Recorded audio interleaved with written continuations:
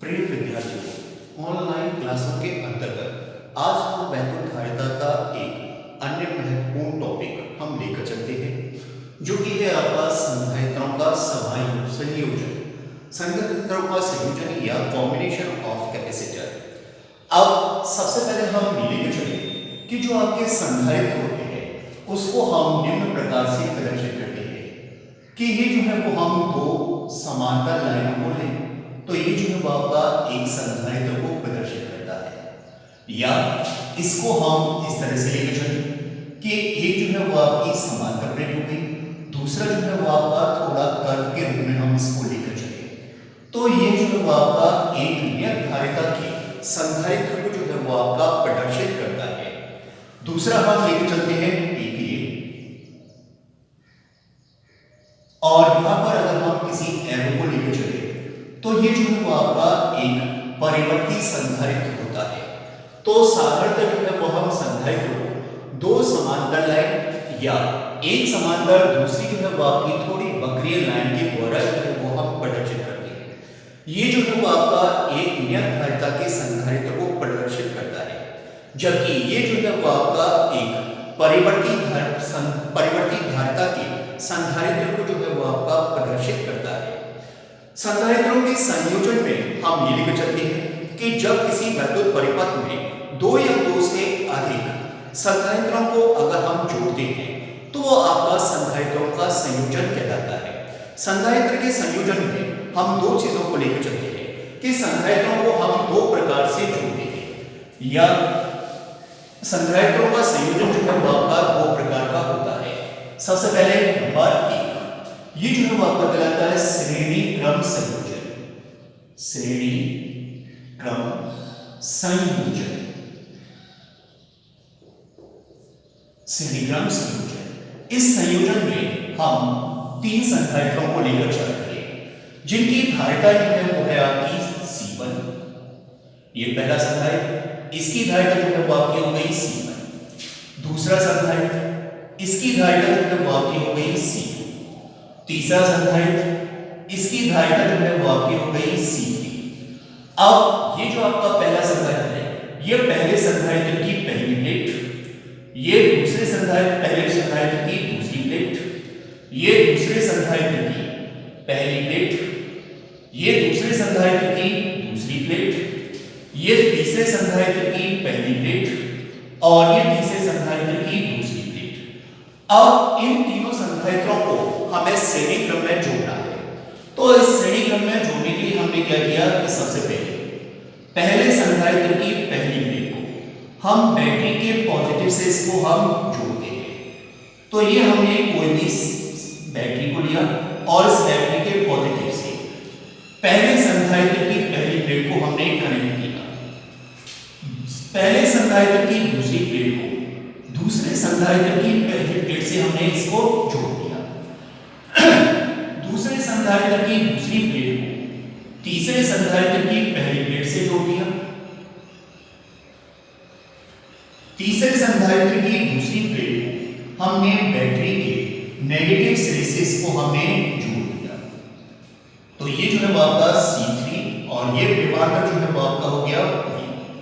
ये टर्मिनल जो है वो आपका हो गया A और ये टर्मिनल जो है वो आपका हो गया B। अब इसको हमने जब संधारित्र के पॉजिटिव से इसको हम जोड़ा है तो इसमें जो है वो आपका आवेश का प्रवाह हुआ, जिसके कारण संधारित्र C1 की पहली प्लेट पर जो है वो आपका +Q आवेश आ जाता है। प्रेरक के कारण संधारित्र C1 की दूसरी प्लेट पर जो है वो आपका इसके बराबर और विपरीत प्रकृति का आवेश जो है वो आपका -Q आ जाता है और बाहरी प्लेट पर जो है वो आपका +Q आ जाता है।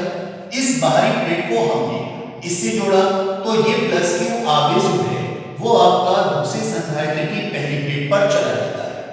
फिर प्रेरण के कारण दूसरे संधारित्र की दूसरी प्लेट पर ये आवेश जो है वो आपका आ जाता है -Q और बाहरी प्लेट पर जो है वो आपका +Q आ जाता है और ये जो है वो आपका फिर तीसरे संधारित्र की पहली प्लेट पर जो है वो आपका ट्रांसफर हो जाता है और फिर प्रेरण के कारण तीसरे संधारित्र की दूसरी प्लेट पर जो है वो आपका -Q आवेश जो है वो आपका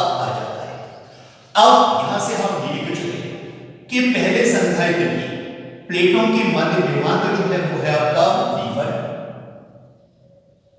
दूसरे संधारित्र की प्लेटों के मध्य विभवांतर जो है वो है आपका V2। तीसरे संधारित्र की प्लेटों के मध्य विभवांतर जो है वो है आपका V3। अब ये संयोजन जो है वो आपका होता है श्रेणी क्रम। अब श्रेणी क्रम संयोजन में जो है वो आपकी निम्न दो बातों को ध्यान में रखना है। पहला जो है वो आपका ये होता है कि श्रेणी क्रम संयोजन में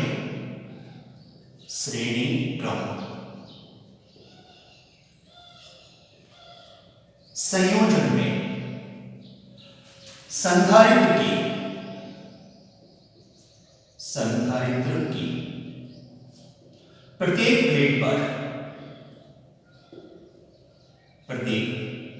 प्लेट पर आवेश समान होता है। आवेश Q समान होता है। अब यहां से ये देखिए कि संधारित्र C1, संधारित्र C2, संधारित्र C3, तो संधारित्र C1 की इस प्लेट पर आवेश जो है वो आपका हुआ +Q, इस पर जो है वो आपका -Q, इस पर भी आपका +Q, इस पर -Q, इस पर +Q, इस पर -Q। तो प्रत्येक संधारित्र की प्लेटों पर आवेश का परिमाण जो है वो आपका समान होता है। नंबर 2 के विभवांतर V, ये जो है वो आपका बढ़ जाता है कि हमने इस बैटरी का विभवांतर जो है वो हमने लिया V और A और B के बीच ये विभवांतर जो है वो आपका तीन भागों में डिवाइड हुआ, V1, V2, V3। तो टोटल जो आपका V है वो आपका निम्न तीन भागों में जो है वो आपका डिवाइड हो जाता है। तो ये संयोजन जो है वो आपका हुआ श्रेणी क्रम। अब यहां से देखिए कि जो बटा उसको हमने लिया तो V इक्वल टू आपका हो गया V1 plus V2 plus V3। अब ये समीकरण जो है वो आपकी हो गई 1। अब यहां से हम ये लेकर चले कि Q बराबर जो है वो आपका होता है CV, तो V इक्वल टू आपका हो गया Q अपॉन C। अब यहां से हम ये लेकर चले कि संधारित्र C1 की प्लेटों के मध्य विभवांतर जो है वो है आपका V1, आवेश जो है वो आपका रहा Q और धारिता जो है वो आपकी हुई C1, तो V1 इक्वल टू आपका हुआ Q अपॉन C1। इसी प्रकार हम ये लेकर चले V2 बराबर Q अपॉन C2, फिर इसी प्रकार हम लेकर चले V3 बराबर Q अपॉन C3। अब ये मान जो है वो हम रखें समीकरण नंबर 1 में, तब समीकरण 1 से V इक्वल टू आपका हो गया Q upon C1 plus Q upon C2 plus Q upon C3। Q common आ गया, 1 upon C1 plus 1 upon C2 plus 1 upon C3 और ये जो आपका हो गया V। ये समीकरण जो है वो आपकी हो गई 2। अब यहां से हम ये लेकर चले कि हमने यहां पर तीन संधारित्रों को जोड़ा, एक C1, दूसरा C2, तीसरा C3।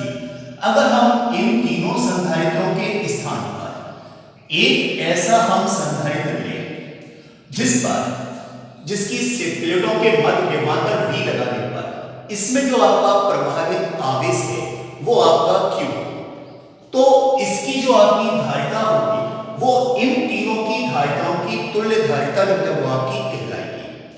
तो दोबारा से देखो, यदि इन तीनों संधारित्रों के स्थान पर एक हम ऐसा संधारित्र लें जिसकी प्लेटों के मध्य V विभवांतर लगाने पर जो आवेश है वो आवेश में वो आपका Q, तो इस संधारित्र की जो धारिता है वो इन सभी संधारित्रों की धारिता की तुल्य धारिता जो है वो आपकी कहलाती है।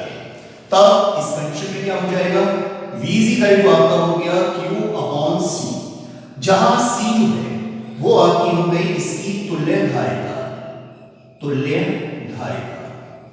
अब यहां से हम ये चले तो Q upon C is equal to Q upon 1 upon C1 plus 1 upon C2 plus 1/c3। Q से Q कैंसिल आउट, तो 1/c is equal to 1/c1 plus 1/c2 plus 1/c3। तो ये जो है वो आपकी हो गई इसकी तुल्य धारिता।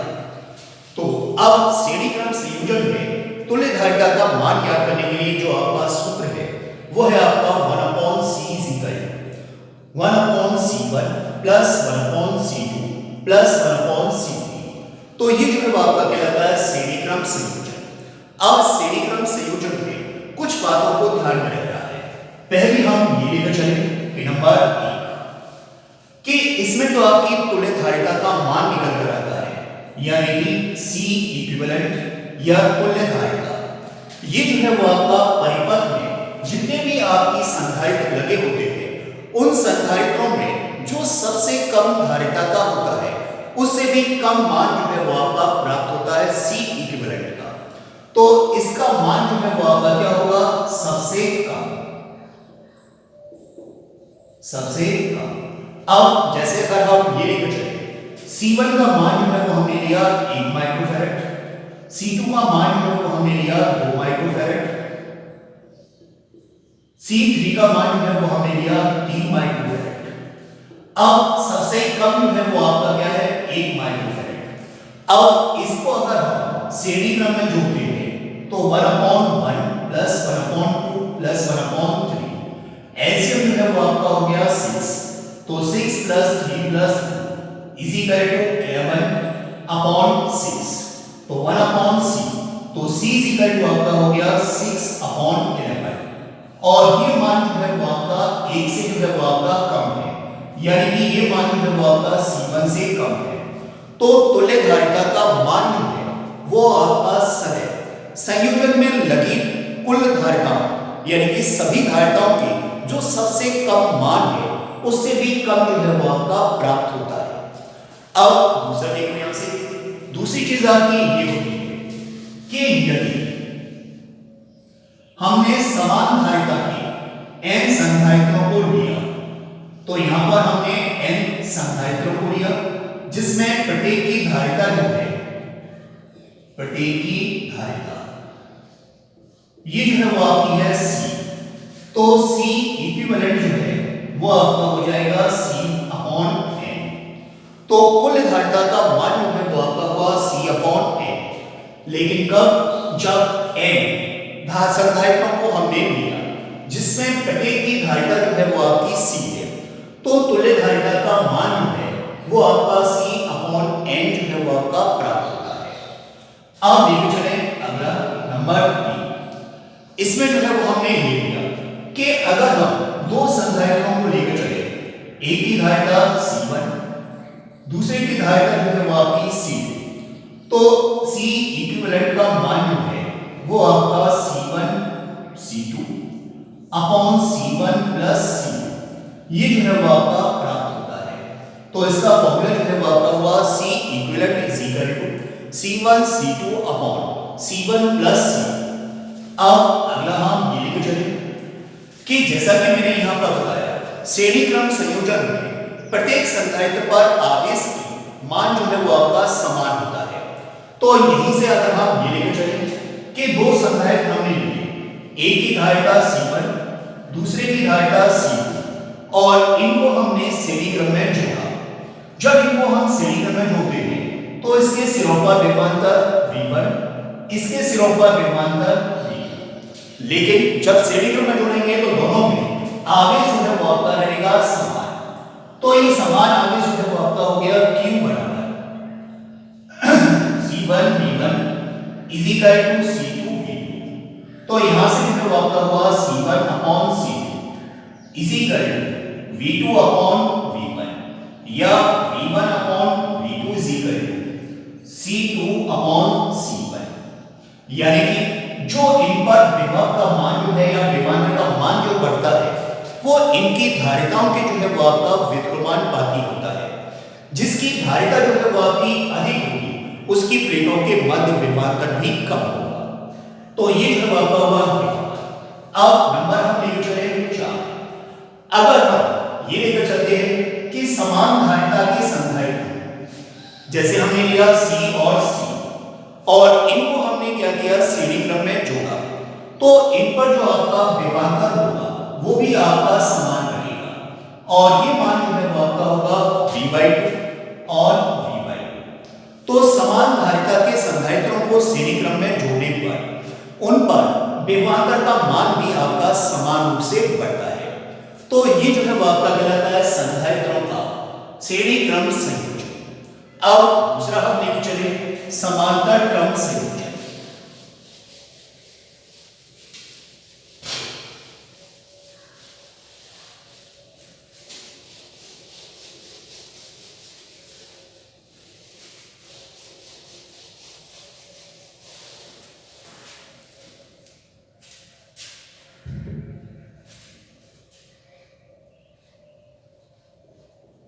समांतर क्रम संयोजन।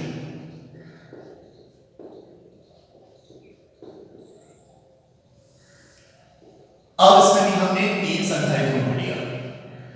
एक संधारित्र जिसकी धारिता जो है वो है आपकी C1, दूसरा संधारित्र जिसकी धारिता जो है वो है आपकी C2, तीसरा संधारित्र जिसकी धारिता जो है वो है आपकी C3।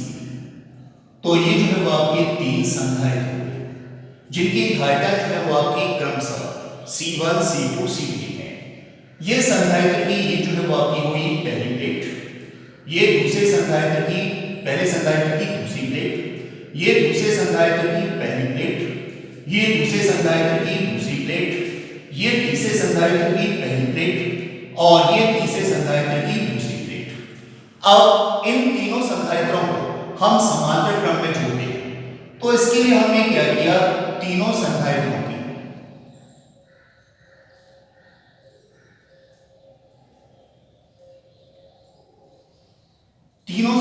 की पहली प्लेट को हमने एक बिंदु से संबंधित किया, और ये टर्मिनल जो है वो आपका हो गया A, और इन C1, C2, C3 इन संधारित्रों की दूसरी प्लेटों को हमने एक बिंदु से संबंधित किया। ये टर्मिनल जो है वो आपका हो गया B। टर्मिनल A को हमने एक बैटरी जिसका विभवांतर जो है वो आपका V है, उससे हमने इसको जोड़ दिया, तो ये हो गया V। ये जो है वो आपका प्लस और ये माइनस। टर्मिनल A और टर्मिनल B इनके मध्य जो आपका विभवांतर है वो आपका हो गया V।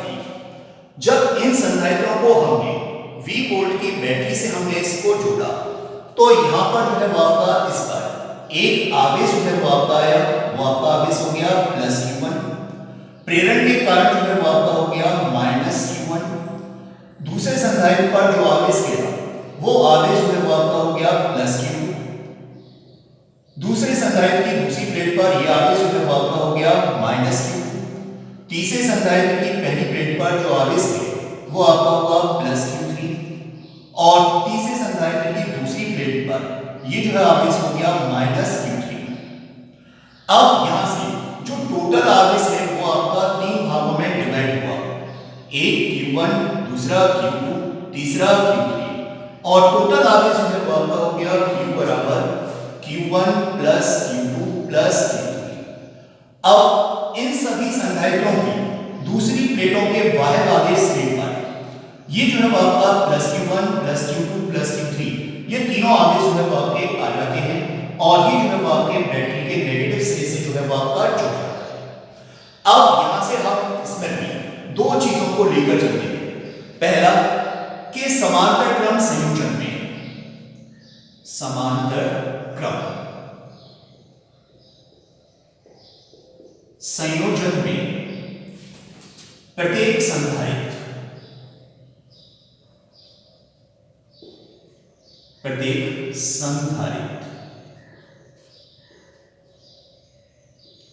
की प्लेटों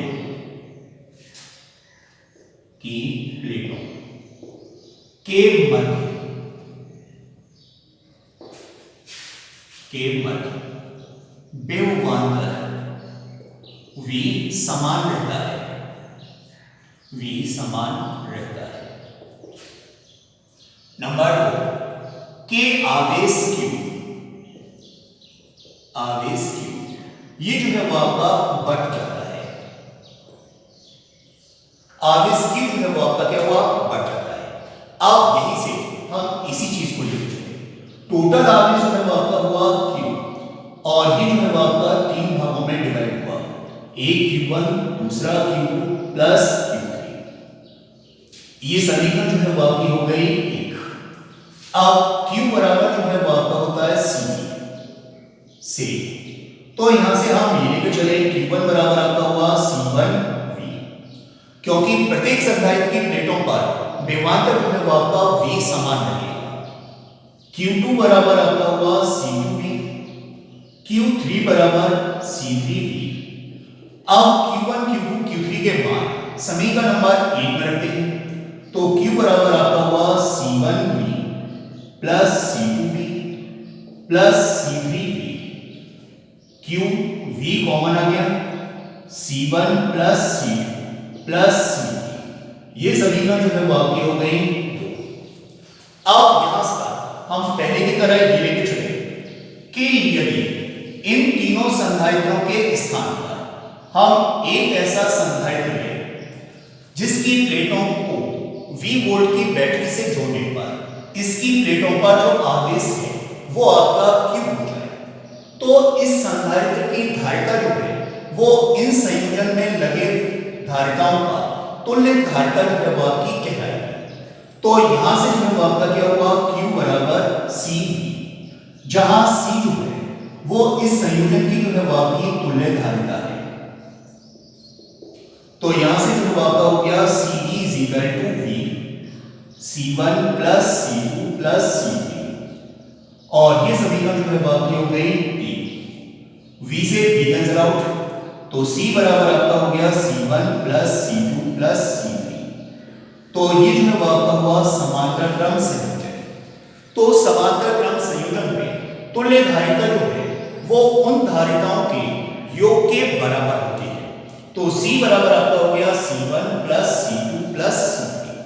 अब इस समांतर क्रम संयोजन में भी कुछ बातों को ध्यान में रखना है। नंबर 1 हम ये लिख चुके कि तुल्य धारिता का जो मान आता है ये जो है वो आपका हो गया C इक्विवेलेंट। ये मान जो है वो आपका इस संयोजन में लगे सबसे अधिक धारिता के मान से जो है वो आपका अधिक होता है। तो इसका मान जो है वो आपका संयोजन में जो आपकी धारिताएं लगी है उन सबसे अधिक वाले से भी अधिक होता है। जैसे अगर हम ये लेकर चले C1 बराबर 1 माइक्रोफैरड, C2 बराबर 1 माइक्रोफैरड और C3 बराबर 2 माइक्रोफैरड 3 माइक्रोफैरड। अब यहां से इसको सबसे अधिक जो है वो आपका कितना हुआ C3, जो मान जो है वो आपका 3 माइक्रोफैरड है। अब इसको हमने श्रेणीक्रम समांतर क्रम में जोड़ा, तो 1 प्लस 2 प्लस 3 और ये जो है वो आपका माइक्रोफैरड, तो ये मान जो है वो आपका निकल कर आया 6 माइक्रोफैरड। अब ये मान जो है वो आपका C3 से अधिक है, तो इस ग्रेटर देन जो है वो आपका हो गया C3। तो इस संयोजन में तुल्य धारिता का मान संयोजन में लगे सबसे अधिक धारिता के मान से अधिक प्राप्त होता है। अब दूसरा हम देख चलते हैं।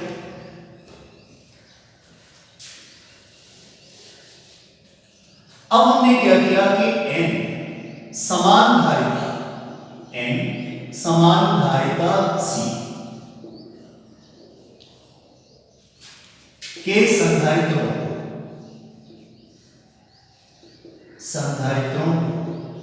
अब समांतर क्रम में जोड़ते हैं। समांतर क्रम में जोड़ने पर तो तुल्य धारिता जो है वो आपकी हो गई C इक्विवेलेंट बराबर ये जो है वो आपका C प्लस C और ये जो है वो आपका N बराबर, तो ये मान जो है वो आपका निकल कर आएगा NC। तो C इक्विवेलेंट बराबर आपका हुआ NC। अब इसके बाद तीसरा हम ये लेकर चले कि इसमें जो है वो हमने दो धारिताओं को लिया, एक की धारिता C1, दूसरे की धारिता जो है वो आपकी C2, और इनको हमने समांतर क्रम में जोड़ा तो तुल्य धारिता जो है वो आपकी हो गई C इक्विवेलेंट बराबर C1 प्लस C2। तो ये जो है आपकी इसकी तुल्य धारिता। अब नंबर हम लेके चले 4 कि हमने दो धारिताओं को लिया, एक का मान C1, दूसरे का मान C2, और इनको हमने समांतर क्रम में जोड़ा तो इस पर जो आपका आवेश है वो आपका हो गया Q1, इस पर आवेश है वो आपका Q2। लेकिन दोनों को जब हमने समांतर क्रम में जोड़ा तो इसमें V का मान जो है वो आपका समान होगा, तो V का मान जो है वो आपका हो गया समान।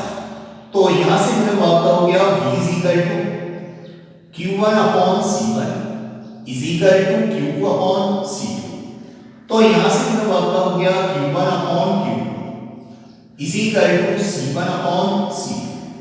यानी कि जो आपका आवेशों का जो वितरण होता है या विभाजन होता है वो उनकी धारिताओं के जो है वो आपका अनुक्रमानुपाती होता है। जिसकी धारिता जो है वो आपकी अधिक होगी उस पर आवेश भी आपका अधिक होगा।